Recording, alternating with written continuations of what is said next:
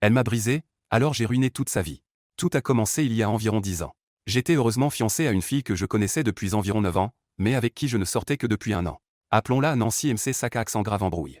Tout allait bien, elle avait sa bague de fiançailles de rêve, nous avions une jolie maison ensemble, tous les deux avions des emplois stables et les préparatifs du mariage avancent bien. Environ 2 mois avant le mariage, nous avons découvert que nous allions avoir un bébé. Une telle joie n'avait jamais été ressentie auparavant. Les préparatifs du mariage ont continué et le grand jour n'était plus qu'à 28 jours. Je rentre chez moi après le travail et je découvre que Nancy n'est pas là. Je l'appelle pour voir si elle a été retenue au travail et pour savoir à quelle heure elle sera de retour. Mais Nancy n'était pas au travail, elle était chez sa grand-mère, dans un autre état. Nancy m'a calmement dit qu'elle ne voulait plus se marier et qu'elle ne rentrerait pas à la maison. Un choc complet et total. Qu'est-ce qui vient de se passer? J'essaie de la rappeler, son téléphone est éteint. J'appelle sa grand-mère, pas de réponse. Et le mariage? Et notre bébé? Et tout le reste? Pas de réponse. Aucun contact pendant 3 jours. 3 jours sans souffle dans mon corps, sans indice, rien. Le 4e jour, Nancy réapparaît et commence à emballer ses affaires. Elle ne me dit pas un mot. Rien. Elle part et m'envoie un email disant qu'elle ne peut pas être avec moi, encore une fois sans raison. Je commence à appeler sa sœur et à lui demander ce qui s'est passé. Sa sœur me dit qu'elle n'en sait rien, mais me donne le numéro de téléphone de leur mère. Étrange, Nancy a dit que sa mère était hors du tableau parce qu'elle avait des problèmes d'abus de substances. Néanmoins, j'appelle la mère. La mère me dit que je suis le chanceux numéro 3 à tomber dans ce piège. Nancy a coupé les ponts avec sa mère pour que celle-ci ne gâche pas son jeu consistant à profiter des hommes pour leur argent et leurs ressources. Nancy a déjà été enceinte 2 fois et a eu des fausses couches pour soutirer tout ce qu'elle pouvait aux hommes avant de partir chez sa grand-mère ultra-religieuse et de prétendre être victime d'abus, si bien que la grand-mère la prendra sous son aile jusqu'à ce que la poussière retombe et qu'elle puisse recommencer. Qu'est-ce qui vient de se passer? Des semaines passent et toujours aucun contact avec Nancy. J'ai perdu 20 livres et j'ai été réprimandé au travail pour mauvaise performance. Ma famille est en colère comme pas possible. Des membres de ma famille ont perdu de l'argent pour des projets de voyage pour le mariage, et je suis mortifié.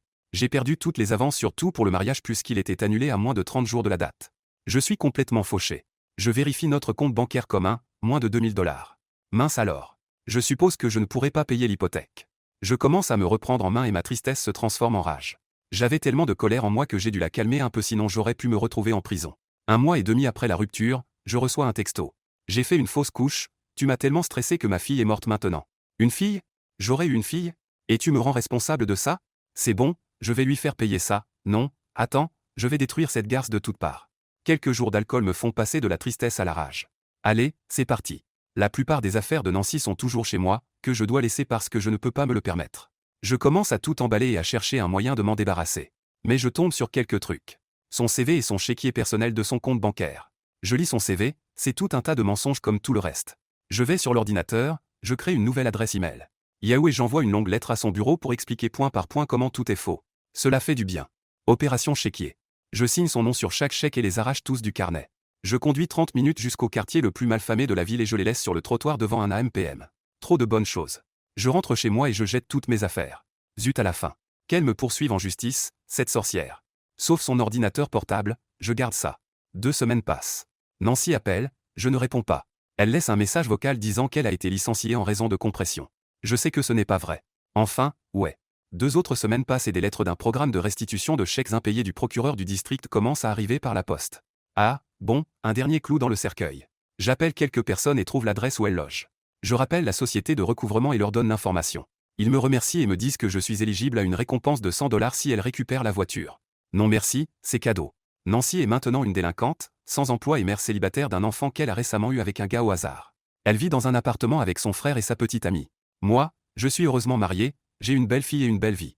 Hier, j'ai reçu un message sur Facebook de Nancy. Félicitations pour le mariage et la fille, je suis contente que tu sois heureux. Je réponds, va te faire foutre, elle m'a bloqué. La vie est belle. Parfois, prendre le chemin bat guérit l'âme.